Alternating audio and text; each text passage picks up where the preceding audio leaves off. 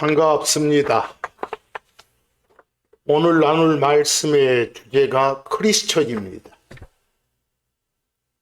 크리스천이 누굽니까? 이미 혼의 구원을 받아서 크라이스트, 곧 그리스도 예수님께 속한 사람을 일컬어 크리스천 또는 그리스도인이라 합니다. 혼의 구원을 앞으로 받을 사람이 아니라 이미 받은 사람을 말합니다. 그럼 여러분, 혼의 구원을 받았다란 말의 의미가 뭐예요? 그건 죄의 형벌로부터 건진받았다, 구출됐다, 지옥의 형벌 및 하나님의 진노로부터 영원히 해방됐다는 걸 말해요. 그걸 혼의 구원을 받았다 그래요. 언제 그런 일이 일어나느냐? 우리가 주 예수 그리스도를 믿는 바로 그 순간에, 즉시. 이건 단 한 번 있는 사건입니다. 에베소서 2장 8절 보시면 은혜로 너희는 믿음을 통해 구원 받았도다라는 말씀이 나옵니다. 이 에베소서 2장 8절은 에베소 지역의 크리스천들을 대상으로 바울이 보낸 편지 내용의 일부입니다. 이 편지의 수신자는 이미 구원받은 사람입니다. 그 크리스천들을 향해서 바울이 지금 확인해주고 있습니다. 뭐라고요? 너희는 이미 구원받은 자들이다라고. 그런데 너희가 받아서 소유하고 있는 그 구원은 너희가 뭔가를 해서, 다시 말해서 너희가 어떤 행위를 통해서가 아니라 페이스, 믿음, 다시 말해 너희 마음에 심어진 하나님의 말씀에 대한 신뢰 및 충성으로 된 것이다 라고 말하고 있습니다.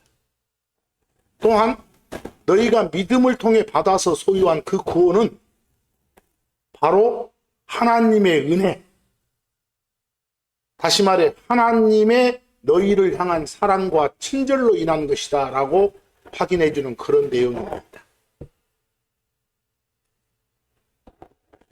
그 에베소서 2장 8절에 보면 동사가 세이브드라고 되어 있습니다. 아가 현재 시제, 세이브드는 구원받았다는 수동태입니다. 이 말은 이미 받아서 현재는 누리고 있는 상태다, 완료된 상태다 이 말이겠죠. 그리고 거기 영어로 보시면 through faith, 마음에 심어진 하나님의 말씀을 통해서 받은 것이니까 너희들의 행위하고는 상관없다 이 말을 보여주고 있습니다. 그리고 전체적으로 맨 앞에 by grace가 있는 걸로 봐서 너희가 믿음으로 구원받은 것은 다 하나님의 은혜로 인한 거다 라는 말씀을 전해줍니다. 그런데 여러분, 로마서 5장 9절 같은 경우는 수신자가 분명 크리스천인데도 불구하고 이미 혼의 구원을 받은 사람임에도 불구하고 앞으로 너희가 구원 받을 것이다 라고 하고 있습니다. 거기 별표처럼 shall be saved라고, 구원 받을 것이다, 이미 받은 사람한테.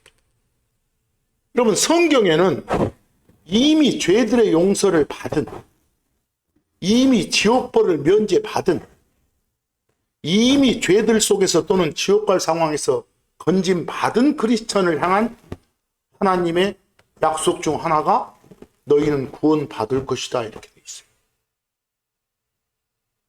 무슨 말입니까? 이 말은 주 하나님이 다시 오실 때, 예수님 공중까지 다시 오실 때 여러분과 저의 몸이 변화돼서 더 이상 죄를 지을 수 없는 완벽한 상태가 되는 걸 말합니다. 즉 썩는 몸이 썩지 않는 몸으로 변화되는 걸 말합니다. 다시 말해서 썩을 상황에서 썩지 않는 상황으로의 구원을 말합니다. 정확히 말하면 몸의 변화, 몸의 구원이죠. 성경은 몸의 리뎀션, 구속이라고 합니다. 이건 어째 그러냐? 주 예수님께서 공중에 재림하실 때 또는 부활했대. 이건 아직 일어나지 않은 미래 소망이며 주 예수님이 오셔야만 완성되는 겁니다. 그러니까 이미 혼의 구원을 받은 여러분과 제가 미래에 받을 구원은 주 예수님께서 다시 오실 때 이 세상에 쏟아질 심판의 현장에 여러분과 제가 있지 않도록 그 전에 여러분과 저를 영광스러운 몸으로 변화시켜서 하늘로 건져가시는 그런 구원을 의미합니다. 로마서 5장 9절은요. 그분의 피로 의의를 받은 우리는 그분을 통해 진노로부터 구원받으리라 이 말씀입니다. 베드로전서 1장 5절도 한번 봅니다. 너희는 마지막 때는 예수님 오실 즈음, 지금 포함입니다. 마지막 때에 드러나도록 준비된 구원. 분명 아직 받지 못한 구원이죠. 그 구원을 위해서 믿음을 통해 하나님의 권능으로 보호받느니라. 지금 보호받고 있느니라 그랬습니다. 여기서도 앞으로의 구원을 말합니다. 베드로전서 1장 5절의 이 말씀은 우리 크리스천 성도들이 마지막 때 몸의 구원을 얻기까지 자기 자신의 힘이 아닌 하나님의 권능으로 안전하게 지켜지고 있음을 강조합니다. 안전하게 보호받고 있음을 강조합니다. 하나님께서는 여러분과 제 안에 주신 믿음이란 통로를 통해 우리를 보존하십니다. 우리는 이미 혼의 구원을 받았지만 썩어질 몸이 썩지 않을 것으로 변화되는 그런 최종적인 몸의 구원은 마지막 때에 나타나도록 준비되어 있다는 그 말입니다. 주 예수님 다시 오실 때 일어날 이 몸의 변화는 하나님께서 완벽하게 한 채 오차도 없이 이루어지도록 준비해 두신 사건입니다. 고로 여러분, 구원받았다는 말은 내 혼이 지옥에 가지 않도록 하나님께서 이미 모든 값을 치르셨다, 이런 확신 주는 선포이고, 구원받을 것이다 이 말은 이 천한 몸이 주 예수님의 영광스러운 몸과 같이 변화될 그날을 고대한다는 소망을 선포하고 있는 겁니다. 차이가 있죠? 주 예수 그리스도를 믿는 순간 믿은 그 사람의 혼은 지옥의 정죄, 지옥의 형벌로부터 단번에 면제가 됩니다. 이건 행위하고 상관없는 하나님의 전적인 은혜죠. 우리는 이미 그분의 피를 통해 죄들의 용서를 받아서 가지고 있습니다. 누리고 있습니다. 이 관점에서 그리스도인은 혼의 구원을 받은 사람이고 결코 다시는 지옥 갈 수 없는 존재입니다. 그러니까 지옥벌을 면제받는 구원으로서의 혼의 구원은 이미 완료된 사건입니다. 골로새서 1장 14절 말씀이 그렇죠? 우리는 그분을 통해 구속, 즉 죄들의 용서, 이게 혼의 구원입니다. 이걸 have, 현재 시제죠? 가지고 있다. 현재 소유하고 있는 상태다 이 말입니다. 어떻게 이럴 수 있었습니까? 사도행전 16장 31절 말씀처럼 행했기 때문에. 주 예수 그리스도를 믿으라. 예수가 주 하나님이심. 구원자로서 오신 그리스도 하나님이심을 영접하라, 받아들이라. 그리하면 네가 구원을 받으리라. 이 순간 받는 구원이 바로 혼의 구원입니다. 여기 보니까 믿음의 대상은 오직 주 예수 그리스도죠. 그 결과는 즉각적이죠. 주 예수 그리스도를 믿음으로 얻는 즉각적인 구원이 바로 혼의 구원입니다. 요한복음 1장 12절 말씀도 그분 주 예수 그리스도를 받아들인 자들, 다시 말해서 believe 믿는 자들입니다. believe는 receive나 같으니까. 받아들인 자들, 그분께서 그들에게 하나님의 아들들이 되는 권능을 주셨도다라고 되어 있습니다. 이게 혼의 구원입니다. 단 한 번의 희생으로 영원히 완료된 죄들의 사명. 예수님의 피는 여러분과 저의 죄를 덮는 수준이 아니라 한 번에, 그리고 영원히 제거하시고 사면했다는 것. 요한복음 5장 24절 말씀 봅니다. 하나님이신 예수님께서 직접 하신 말씀입니다. 내 말을 듣고 또 나를 보내신 분을 믿은 자에겐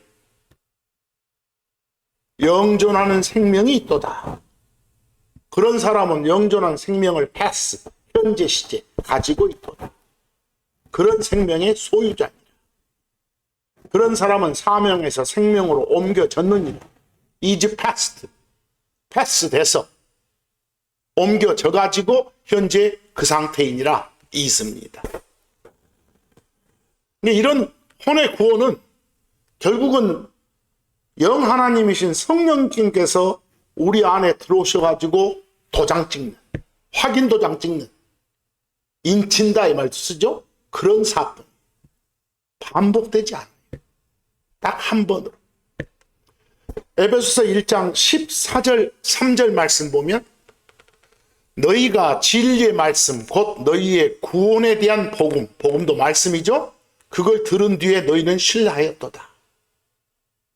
주 예수 그리스도를 믿으라라는 그 말씀을 마음에 심어서 신뢰했습니다. 충성했습니다. 그 결과 너희가 믿은 뒤에, 그런 뒤에 너희는 약속의 저 거룩한 영으로 봉인되었도다. 성령님이 확인 도장을 찍어주셨다 그 말입니다. seal, 도장 찍답니다. 봉인하답니다. 인치다 그 말입니다. 바로 여러분과 저는 혼의 구원을 받은 사람입니다. 크리스천입니다. 이런 우리가 이 땅에서 해야 될 일을 빌립보서 2장 12절이 주고 있습니다. 두려움과 떨림으로 너희 자신의 구원을 일하여 드러내라. 거기 너희 자신의 구원을 일하여 드러내라 라고 된 부분이 개역성경 같은 경우는 너희 구원을 이루라 라고 되어 있습니다. 오해하기 쉽습니다. 여기서 너희 자신의 구원을 일하여 드러내라 이 말은 구원을 얻기 위해서 노력하라 이 뜻이 아닙니다. 이미 소유한 구원을 밖으로 드러내서 실행하라는 의미입니다. 근데 개역성경처럼 이루라라는 번역이 자칫 아직 미완성인 것을 완성하라는 오해를 줄 수도 있습니다. 그만큼 번역이 중요합니다. 거기서 여러분 너의 자신의 구원을 일하여 드러내라 할 때 your own salvation입니다. 거기에 own이란 이 단어가 매우 중요합니다.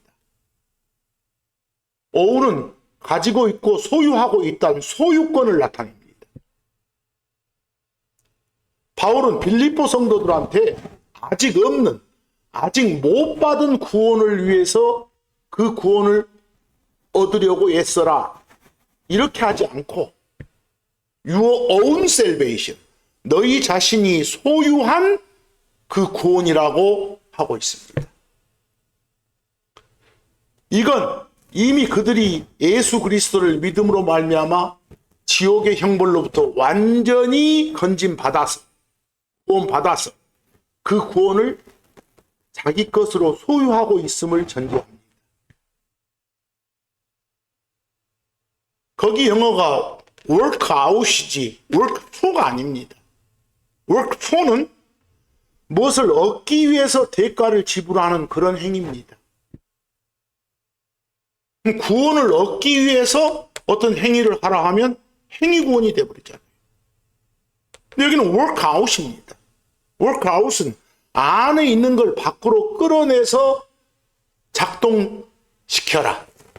그 결과가 밖으로 드러나게 하라 이 말입니다. 마치 여러분 수학 문제 풀 때 이미 머릿속에 들어있는 원리가 있으면 그것을 종이 위에 풀어내는 게 workout 하는 것과 같습니다.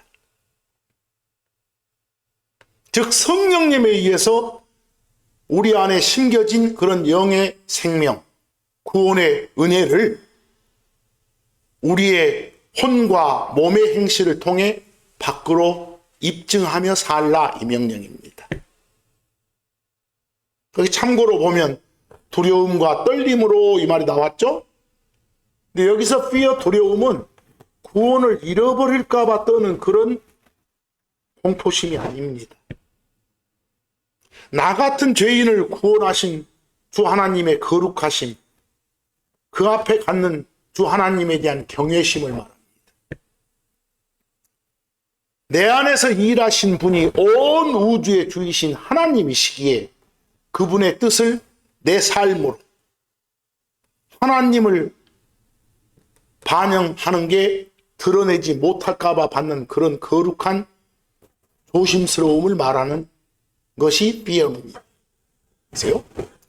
요약해 보면 빌립보서 2장 12절은 너희가 이미 소유한 그 위대한 구원을 너희의 순종과 삶의 행위를 통해 세상 밖으로 증명해 보여라 이런 권면입니다. 이제 구원받았다와 구원받을 것이라는 차이점을 아시겠죠?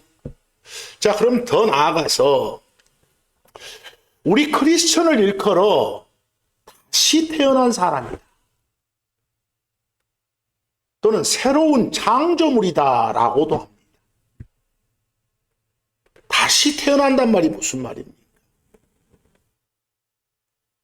다시 태어난 자가 크리스천입니다. 거기 별표에 제가 born again 그랬는데 born은 태어난다는 것이고 again은 다시란 말입니다. 그 다시 태어남을 born again 그럽니다. 근데 여기서 한 가지 짚고 넘어갈 점이 있습니다. 흔히들 여러분들 born again을 가리켜 거듭남이라고 표현들 많이 해오셨죠? 근데 그 표현에는 문제점이 있어요. 흔히 쓰는 거듭남이란 단어의 거듭은 거듭 이건 한국어 사전적 의미로 반복해서 여러 번 되풀이해서 이런 뜻을 내포하고 있습니다. 그건 단 한 번의 영원한 사건이어야 될 본어겐 다시 태어남의 의미를 퇴색시키고 마치 구원의 경험이 반복되어야 한다거나 여러 번 일어날 수 있다는 식의 오해를 불러일으킵니다.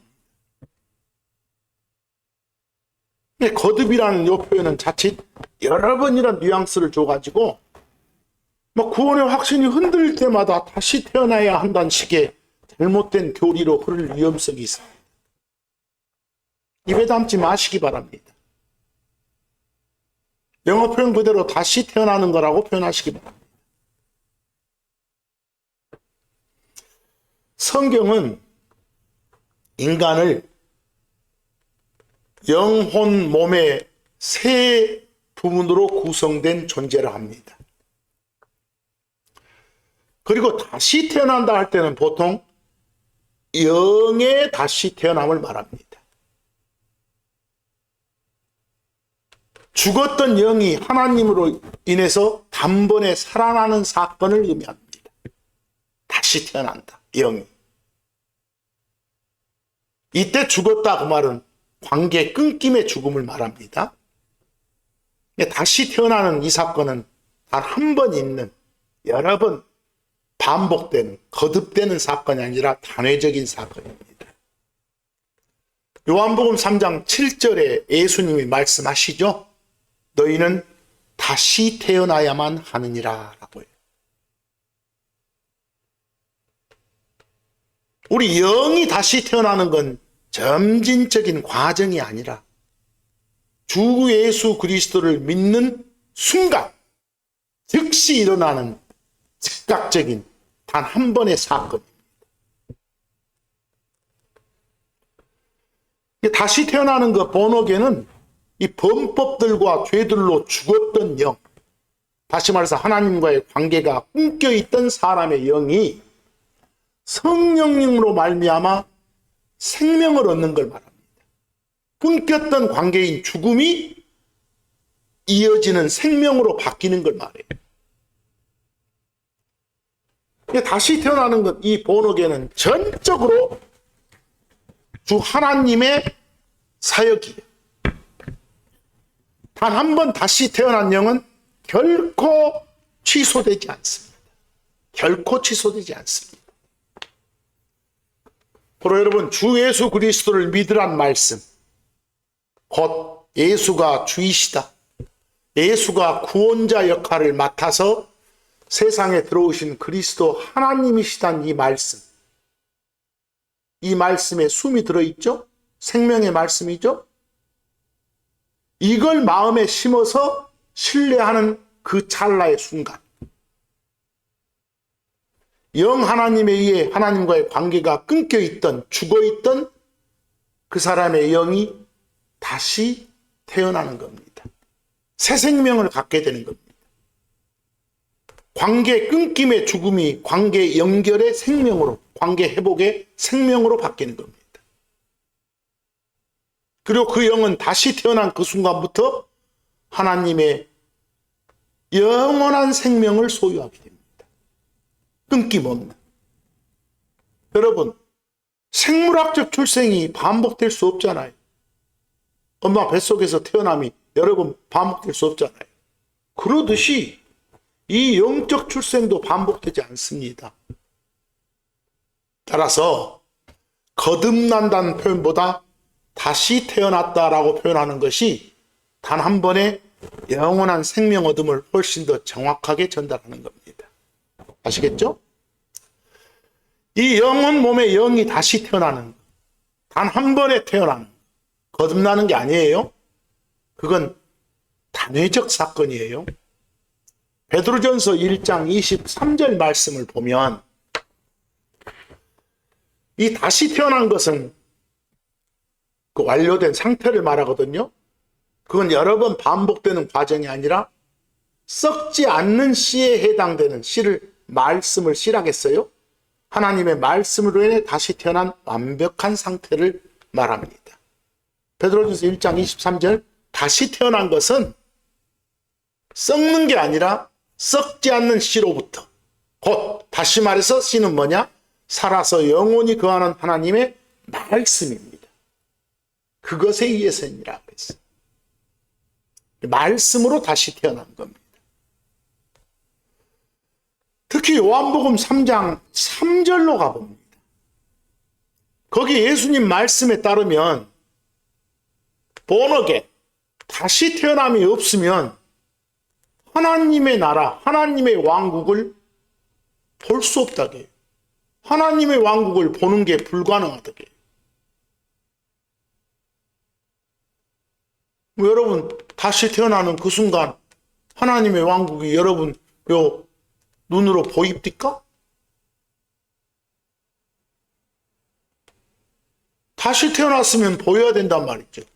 여기 잘 알으셔야 됩니다. 성경에서 see, 본다라는 표현은 단순히 요 시각적인 확인만을 의미하지 않아요. 여기서의 본다, see는 영적인 인식, 깨달음, 이런 걸 말해요. 이게 다시 태어나지 않으면, 즉 자연 그대로의 상태로는 하나님의 왕국이 존재한다는 사실이나 그 하나님 왕국의 통치 원리를 전혀 이해할 수도 없고 그 가치를 알아볼 수도 없다 이 말이에요. 그 말이 사람이 다시 태어나지 아니하면 보는 게 하나님의 왕국을 보는 게 불가능하다 이 말이에요. 이 말은 영적인 그런 소경 상태에서는 하나님의 통치와 그 영광을 전혀 감지할 수 없다. 인식할 수 없다 이 말입니다. 정말 이 본다라고 번역되는 C는 파악을 잘 하셔야 됩니다. 그리고 이 3절의 말씀을 그 밑에 5절의 말씀하고 비교를 해볼까요? 3절과 5절을 보면 3절에 보는 것 C는 5절에 들어가는 것 엔터의 전제 조건입니다. 여기 5절 봅니다. 예수님께서 답하셨더라. 진실로 진실로 내가 네게 말하노라. 사람이 물에서 그리고 성령님에게서 태어나지 아니하면 그가 하나님의 왕국에 들어가는 게 불가능합니다. C 하는 게 불가능할 뿐만 아니라 엔터 하는 게 불가능하다라고 돼 있죠. 3절에서 그 C가 나왔었죠. 육체로 태어난 사람은 육체의 눈으로 세상을 봅니다. 근데 하나님의 왕국은 영적인 영역이기 때문에 성령님에 의해서 다시 태어난 영의 눈, 이게 생기기 전까지는 바로 앞에 왕국이 있어도 그것이 하나님의 왕국인지 인식하지 못한다 이 말입니다. 알지 못한다. 씨하지 못한다. 성령님을 통해서 눈이 열려야 하나님의 왕국이 실제함을 깨닫고 씨하고 자신이 전에는 그 왕국 밖에 있던 비참한 존재였음을 씨하게, 보게, 알게, 인지하게 된다 이 말입니다. 5절 엔터가 있는 구절로 가볼까요? 하나님의 왕국의 실체를 씨하고, 보고, 알고, 다시 말해서 인지하고 이 믿음으로 반응할 때, 내 안에 심어진 하나님의 말씀에 대한 신뢰의 충성으로 반응할 때 성령님으로 다시 태어나서 실제로 그 왕국 안으로 들어가게 된다. 엔터, 옮겨지게 된다 이 말입니다. 여기 엔터는 그 왕국의 구성원이 돼가지고 실제적인 통치 아래 들어가게 된다는 걸 말합니다. 엔터는. 좀 간추려 보면 거기 요한복음 3장 4절을 제가 적어놨죠. 그 니고데모란 사람의 발언이 나와 있어요. 근데 요한복음 3장 4절에 니고데모의 발언으로 판단을 해보면 이 사람은 당시 유대인의 관점에서 혈통이나 율법 지키는 걸 통해 가지고 하나님의 왕국에 들어갈 자격이 있다고 생각했던 것 같아요. 하지만 예수님께서는 3절에 뭐라고 하셨어요? 니고데모야, 너는 지금 네 눈앞에 왕국이 와 있는데도, 즉 왕국의 통치자인 왕인 내가 와 있는데도 그것을 알아보지 못하고 있다. 인식 못하고 있다. 씨하지 못하고 있다 이 말입니다. 시각적인 확인이 아니죠. 네가 영적으로 다시 태어나지 않으면 그 왕국이 무엇인조차 너는 깨달을 수 없다. 씨할 수 없다. 알 수 없다. 라고 말씀하시는 겁니다. 그 요한복음 3장 4절 니고데모의 발언이 아니 늙었는데 사람이 어떻게 태어날 수 있어요? 또 두 번째로 엄마 태로 들어가야 되나요? 이런 말씀을 하는 겁니다. 말을요. 근데 6절에 가보면 예수님께서는 육체에서 태어난 건 육체고 영에게서 성령님께서 태어난 것은 영이라 하시면서 이 두 영역의 완전한 분리를 말씀하시고 계세요. 요한복음 3장 6절 육체에게서 태어난 것은 육체인이라 그리고 영에게서 성령님께서 태어난 것은 영인이라 라고 해서 육체에서 태어난 게 뭐예요? 부모로부터의 물리적 출생을 한 존재를 말해요. 그 존재는 죄의 성품 가지고 태어나 부패하기 쉬워. 반면에 영에게서 성령에서 태어난 그런 존재, 영적 출생을 한 존재는 하늘로부터, 곧 하나님으로부터, 위로부터 출생을 한 존재로서 거룩한 죄와 무관한 하나님의 성품을 소유하게 돼. 마치 시체말로 개가 개를 낳고 사람이 사람을 낳듯이 육은 오직 육체적인 것만, 곧 육신적인 것들만 낳을 수 있어, 만들어낼 수 있어요. 근데 하나님의 왕국은 영적인 곳이기에 영적인 존재로 다시 태어나야만 그곳의 시민이 될 수 있다는 거예요. 여러분, 아담 이후의 모든 인류는 죄 아래 태어난 육이에요.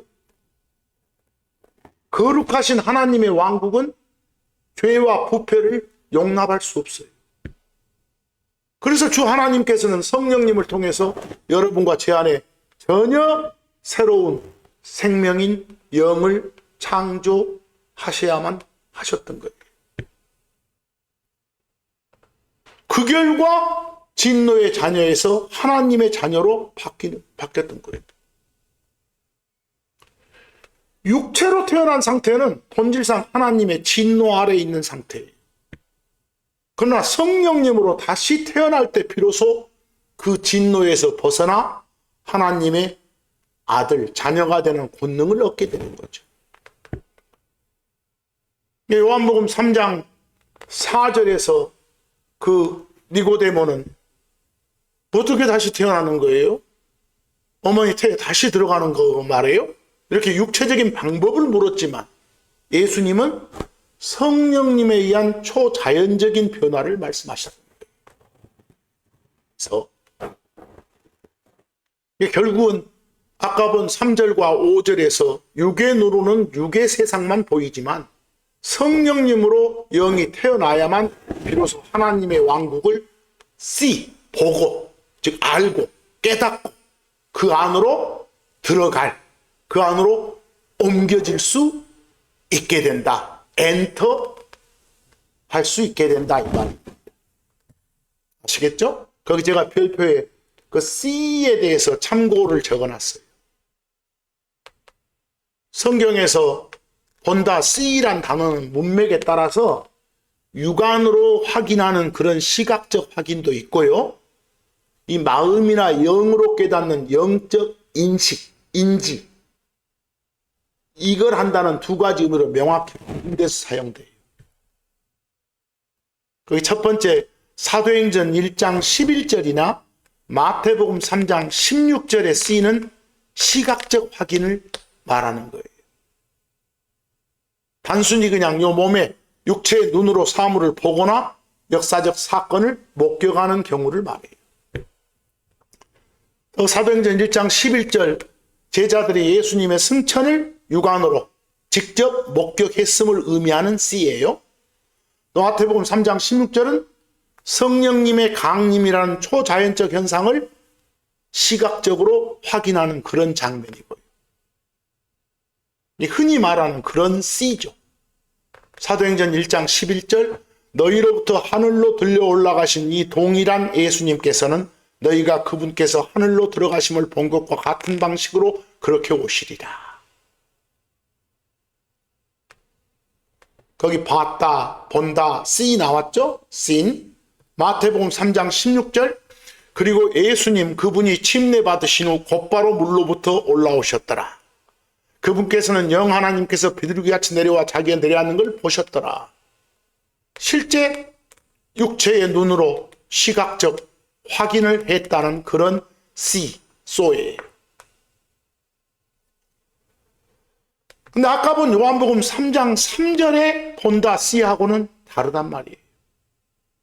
그것은 왕국의 실제를 영적으로 인식하고 그 가치를 알아보는 안목을 말하는 거였죠. 마음의 눈이 열려가지고 진리를 깨닫는 걸 말하는 거예요. 요한복음 3장 3절의 C는요.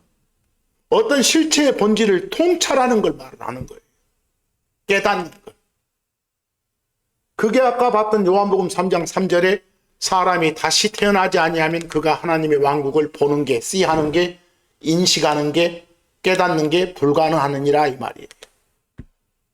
단순히 시각적인 차원을 넘어서 깨닫다, 이해하다, understand, 알다, 인식하다, 인지하다, know의 의미로 쓰였다는 거예요. 여기 로마서 15장 21절을 보면 더 명확해지죠. 저 밖에 가면 하나님의 말씀을 전혀 접해보지 못한 자들이 있어. 정확하게 예수가 누구인지 대해서 알지 못하는 자들이 있어. 그런 자들을 일컬어서 그분이, 주 예수 그리스도를 말합니다. 그분이 언급된 적 없는 자들 그랬어요. 그런 자들한테 하나님의 말씀을 선포하며 예수 그리스도를 증거하며 그런 자들이 보게 될 것이다. 보리라. 아, 그렇구나라고 깨닫게 되리라. understand, 이해하게 되리라. 예수가 누군지를 know, 알게 되리라. 이 말을 거기에 보리라, shall see 그랬어. 뒤에 보니까 그리고 듣지 못한 자들 그들이 깨달으리라. understand. 요 보니까 see equal understand다라는 걸 보여주고 있어. 그렇죠? 이게 본다 see가 오로지 그냥 시각적 확인만을 말하는 것은 아니라는 걸 잘 아시기 바랍니다. 성경에서 see는 단순히 이 망막에 맺히는 상을 넘어서 봐서 알게 된다. 어떤 영적인 깨달음, 인식, 이해의 의미를 담고 있는 거예요. 그래서요. 좀 말을 이어갑니다. 우리 혼의 구원 받은 사람, 다시 태어난 사람이 크리스천이라고 했습니다. 근데 우리의 정체성, 크리스천의 정체성은 이 땅에 속한 육체에 머물지 않고 전혀 새로운 차원의 존재가 됐다는 거예요. 그게 우리의 정체성이에요. 그게 고린도후서 5장 17절에 선포된 말씀이에요. 누구든지 그리스도 안에 있으면 그는 새로운 뭐다? 창조물이다. A new creature 그랬습니다. 새로운 창조물이다.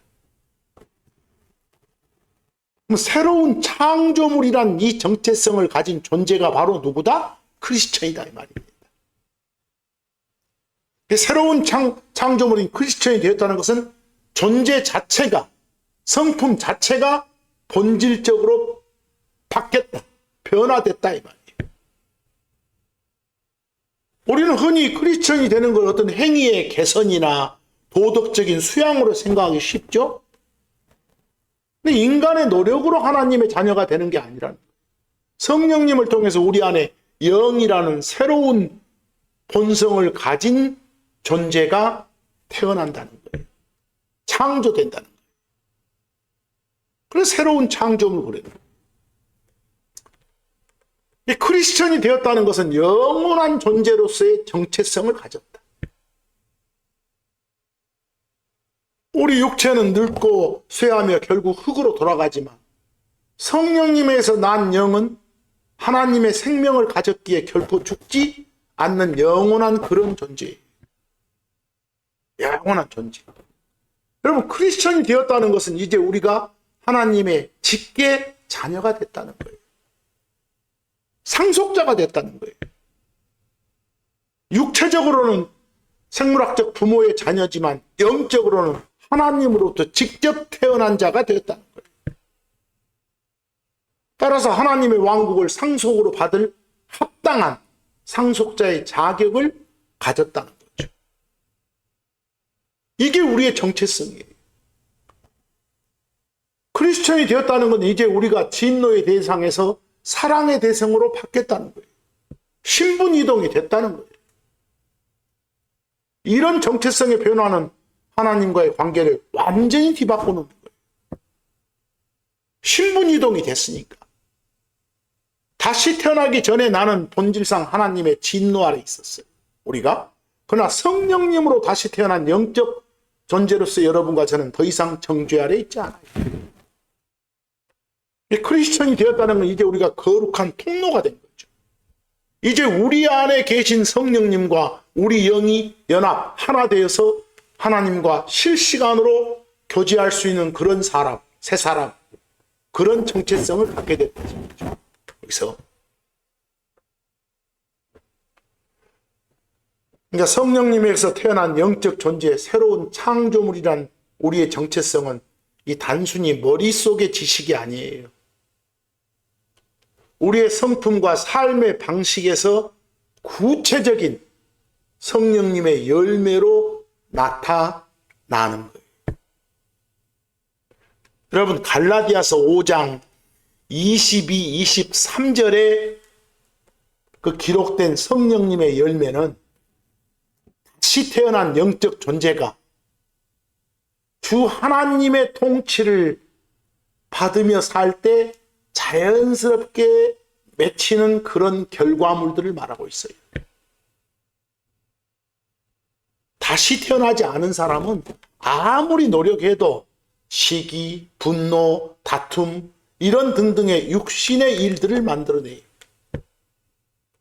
하지만 성령님에게서 다시 태어난 영은 그 기원이 하나님한테 있기 때문에 하나님을 닮은 열매를 맺는 거예요.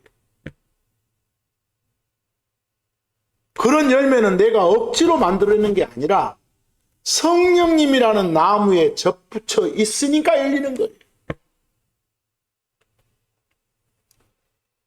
이 갈라디아서 이 5장 20, 23절에 기록된 성령님의 열매 9가지 나오죠? 그건 영적 존재인 여러분과 제가 세상을 대하는 새로운 방식들이라 볼 수 있어요.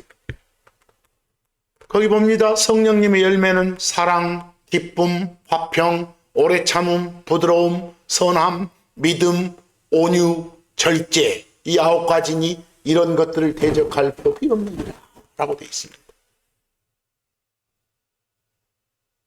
하나님의 진노 아래 있던 자가 이제는 그분의 사랑받는 자, 그분의 사랑이 이식된 자임을 알기 때문에 사랑하며 살 수 있고, 상황에 상관없는 그런 기쁨과 세상이 줄 수 없는 그런 평안함을 누릴 수 있다는 말이에요. 거기 구체적으로 성령의 열매 중에, 성령님의 열매 중에 사랑 나오죠?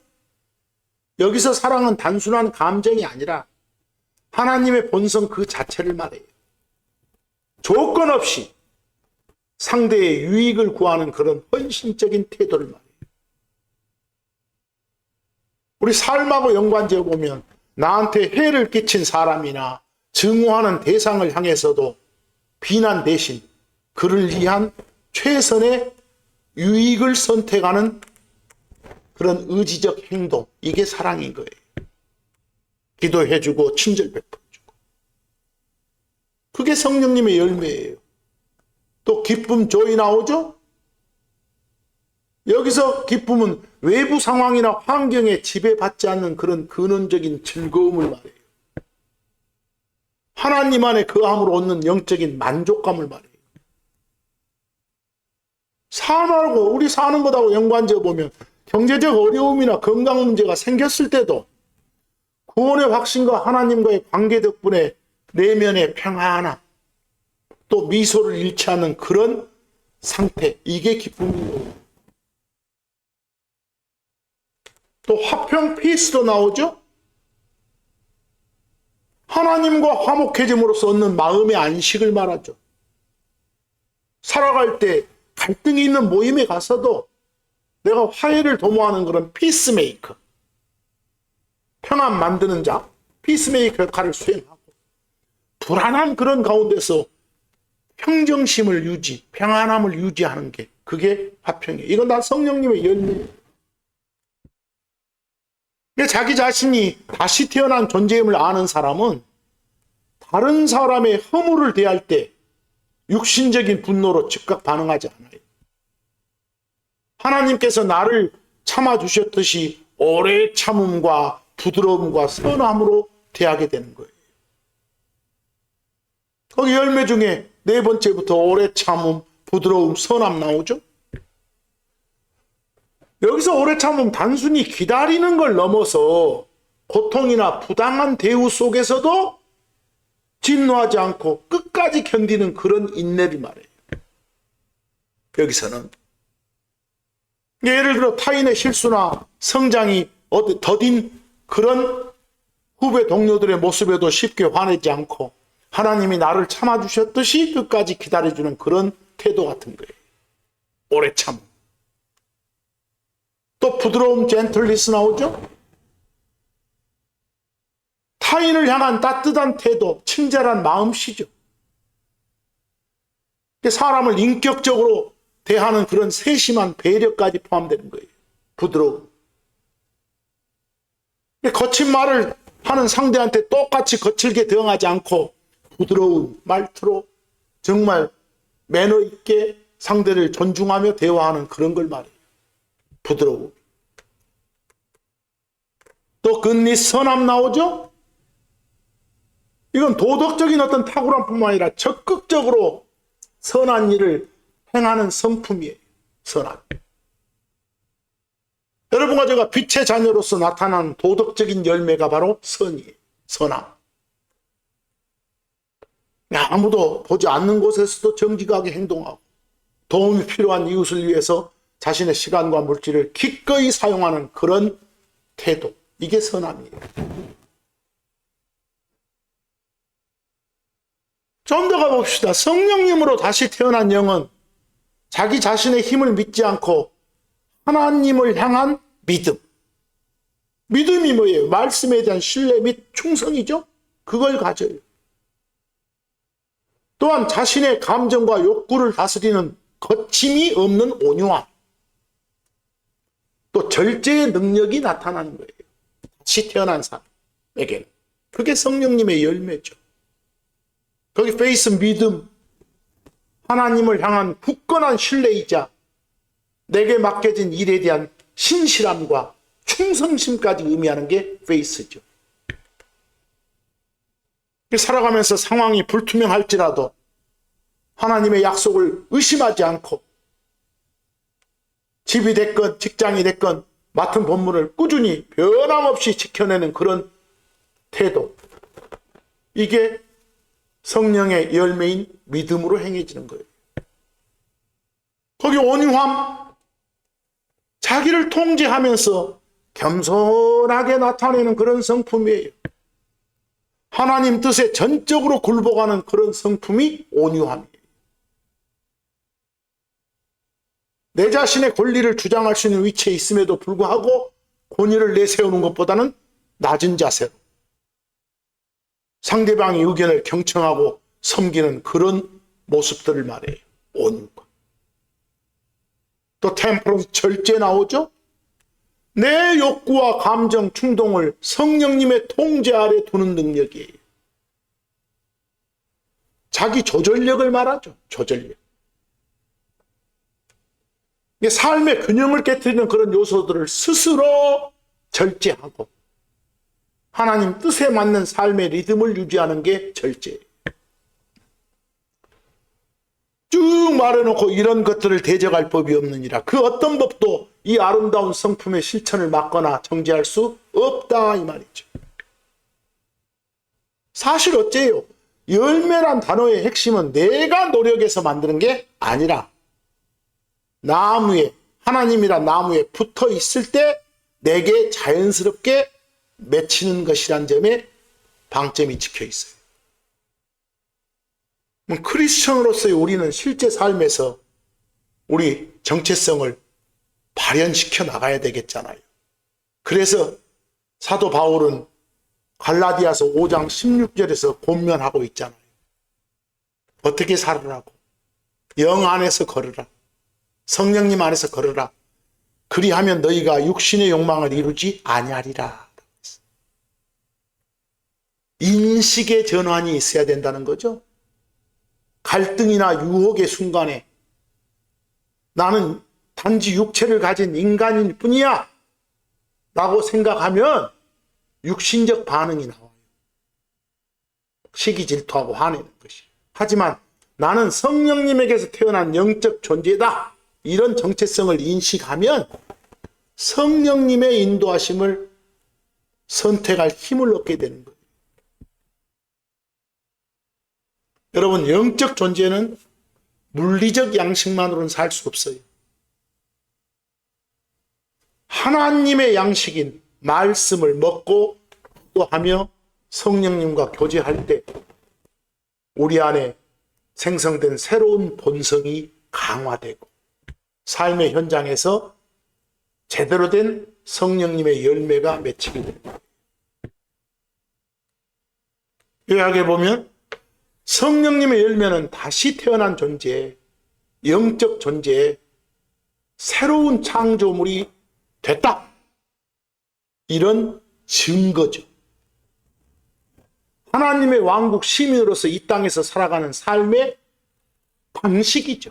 성령님의 열매가. 우리가 나는 다시 태어난 새로운 창조물이다.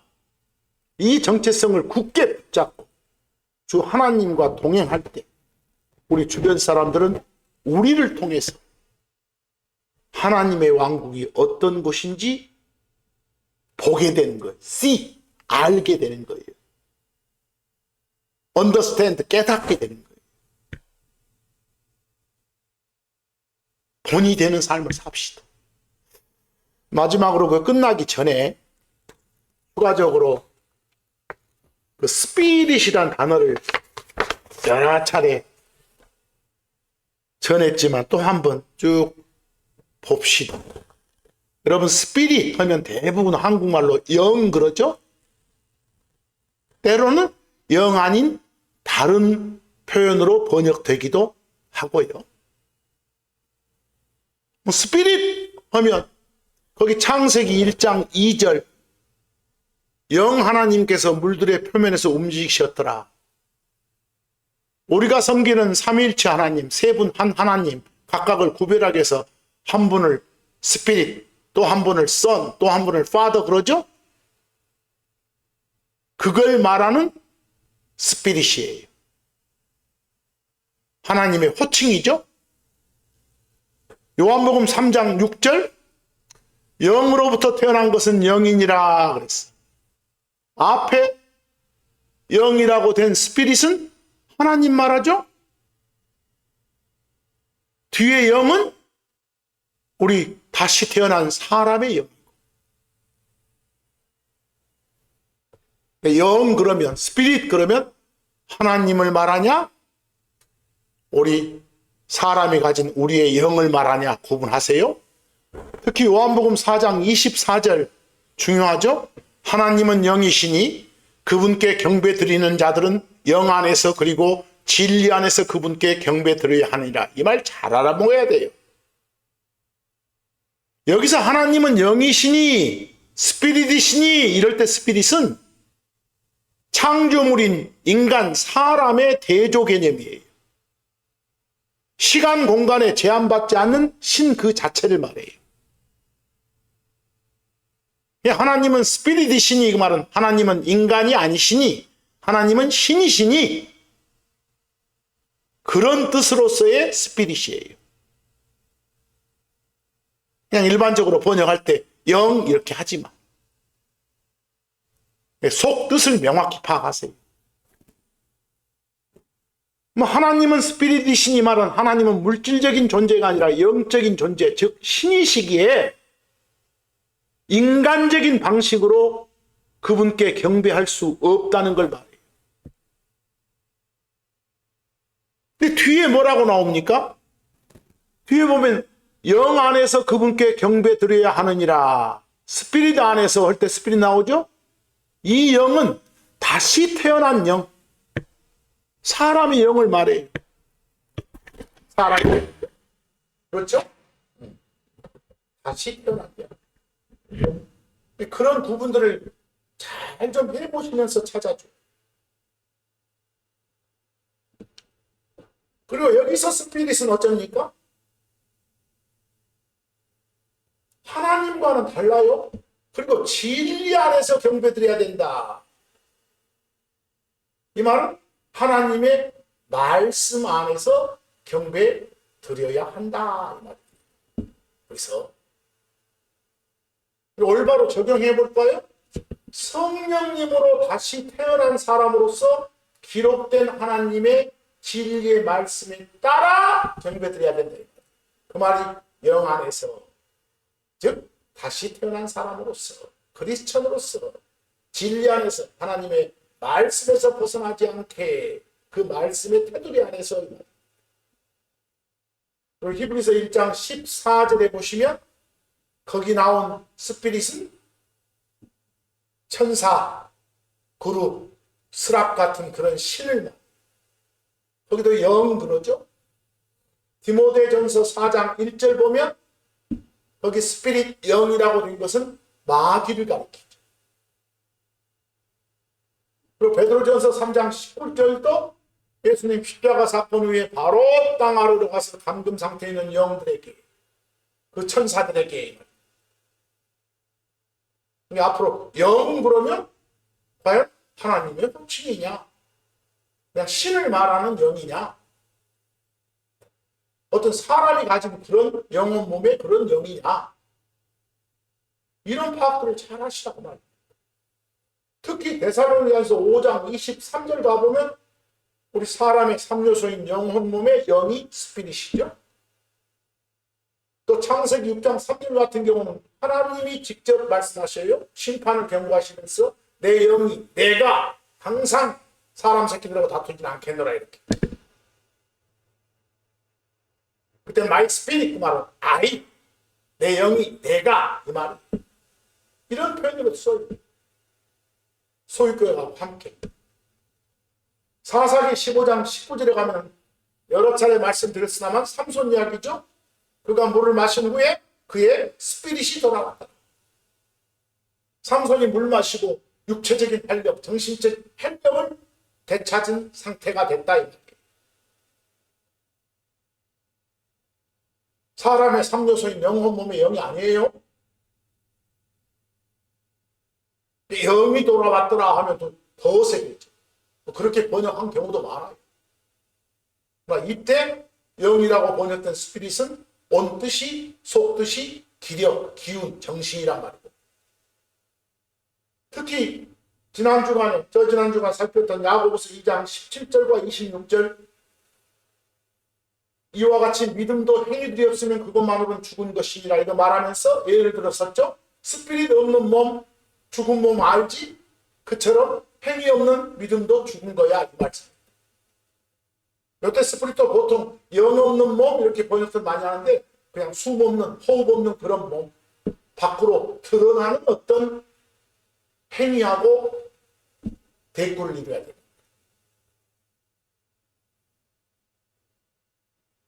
고린도후서 좀 더 가볼까요? 고린도후서 3장 17절 보세요. 이제 그 주가 그 영이시니, 영, 스피릿은 주 하나님의 호칭이구나. 주 하나님을 가리켜 영 이렇게도 하구나. 그 다음 로마서 8장 16절, 영께서 친히 우리의 영과 더불어 우리가 하나님의 자녀들임을 증언하시는도다 그랬어요.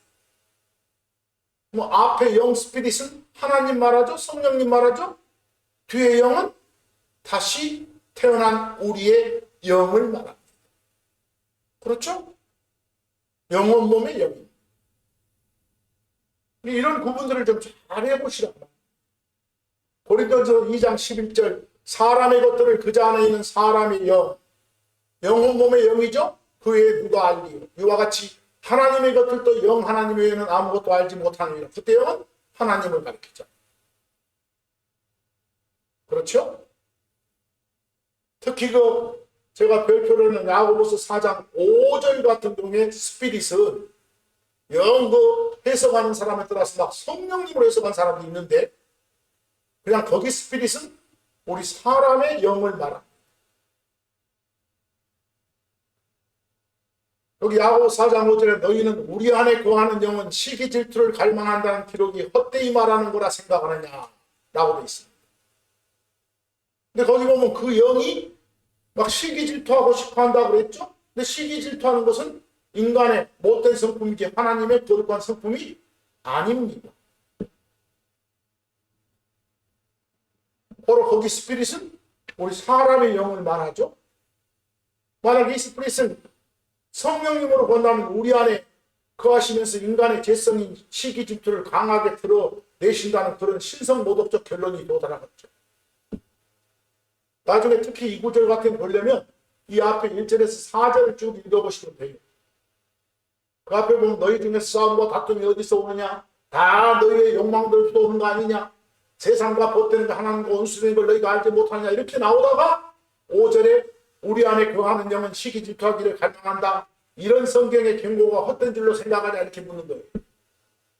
결론적으로 인간의 이 영은 타락한 본성 때문에 자꾸 혼이 꼬시고 아직 처리 못된 죄성이 꼬시기 때문에 세상을 탐닉하고 시기 질투하는 경향으로 이렇게 기울게 될 수 있다는 걸 지적하는 구절이에요. 야고보 4장 5절은 하나님의 사랑을 표현하는 구절이 아니라 우리 인간 내면에 부패질 수 있는 것에 대한 엄중한 경고예요. 보세요. 근데 여기서 주는 교훈은 뭐냐? 우리의 영이 이토록 시기 질투하기를 좋아하니까 그 마지막으로 6절에 나오듯 우리는 더욱더 큰 하나님의 은혜를 받아야 하며 하나님한테 겸손하고 복종해야 한다는 걸로 결론내고 있어요. 그러나 그분께서는 더 많은 은혜를 주시느라 6절 그러므로 그분께서 말씀하시는도다 하나님은 교만한 자들 자신을 높이는 자들이에요. 물리친다. 하지만 겸손한 자들 낮추며 사는 사람들한테 은혜를 주신다라고 되어 있는 거예요. 비로소 6절에 더 많은 은혜를 주시니라 이 말씀으로 쭉 이어지는 거예요. 인간의 영은 시기심으로 시기 질투심으로 막 가득 차고 그러지만 하나님은 그것을 이길 은혜를 주신다 이런 논리로 받아들이시기 바랍니다. 나중에 더 자세히 한번 설명할 기회를 갖겠습니다. 대신 여기까지 해서 크리스천하고 연관된 사항들을 쭉 살펴봤습니다. 우리는 다시 태어난 새로운 창조물이란 그런 정체성을 가진 존재들입니다. 그것에 맞게끔 그에 합당한 열매를 맺는 그런 삶을 삽시다. 여기까지 마칩니다.